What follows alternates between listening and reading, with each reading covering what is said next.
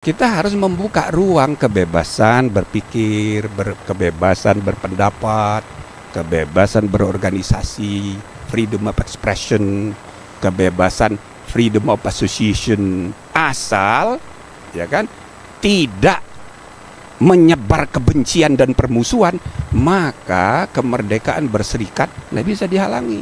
Kemerdekaan berpendapat tertulis lisan tidak bisa dihalangi. Itu akan menentukan kualitas dan integritas substansi demokrasi. Gitu Bapak Ibu, saudara-saudara sekalian.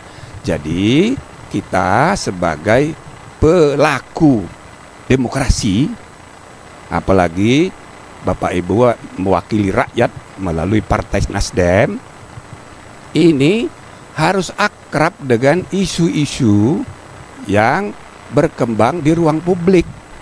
Ini jangan diabaikan, karena inilah yang akan menentukan public policy making in 5 years, selama sepanjang 5 tahun.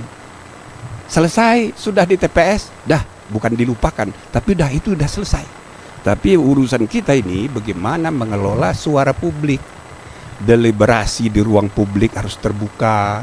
Tidak boleh ada orang yang punya pendapat mau bikin diskusi di hotel lalu digerebek oleh preman. Wah, itu tidak beradab. Itu tidak beradab. Maka saya tweet, polisi harus segera bertindak. Ini merusak. Apalagi bisa merusak image dari pemerintahan juga yang akan berakhir. Ini karangan-karangan orang di bawah yang nggak jelas begitu. Ini tidak boleh dibiarkan, apalagi dibenarkan. Kita harus mengawal ruang publik kita ini beraneka pendapat. Biar aja banyak pendapat, ya kan? Cuma tentu pada waktunya itu kita juga harus membimbing peradaban bangsa kita ini menjadi semakin bermutu. Teknik memberi misalnya kritik itu juga ada adabnya.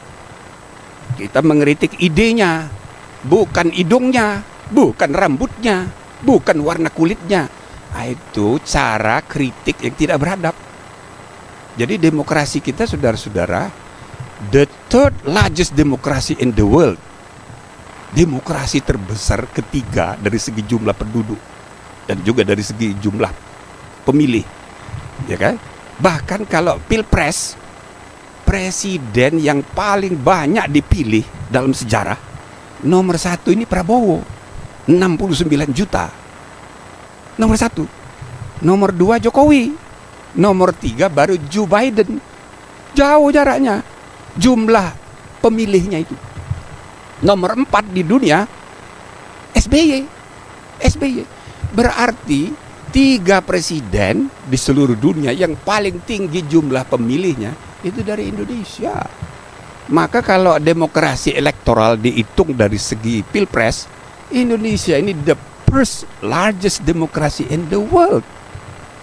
Terbesar di seluruh dunia. Apalagi kalau dibandingkan misalnya dengan negara parlementer kayak India. Perdana Menteri Modi, itu karena dia pakai dapil, karena dia sistemnya parlementer. Sedikit jumlah pemilih dia itu dibandingkan dengan Prabowo Subianto 2024. Jadi kita adalah kuantitatif demokrasi terbesar di dunia. Cuma indeks kualitasnya masih jauh, 54 per 2023. Jadi kualitas demokrasi kita masih agak jauh. Nah, inilah tantangan yang harus kita hadapi sebagai pelaku politik tanah air. Bagaimana mengawal peningkatan kualitas dan integritas demokrasi ini. Jadi saya rasa ini satu poin mengenai negara demokrasi yang harus kita kawal. Saya berharap sekali, mendoakan mudah-mudahan Partai Nasional Demokrat bisa jadi pelopor di bidang ini.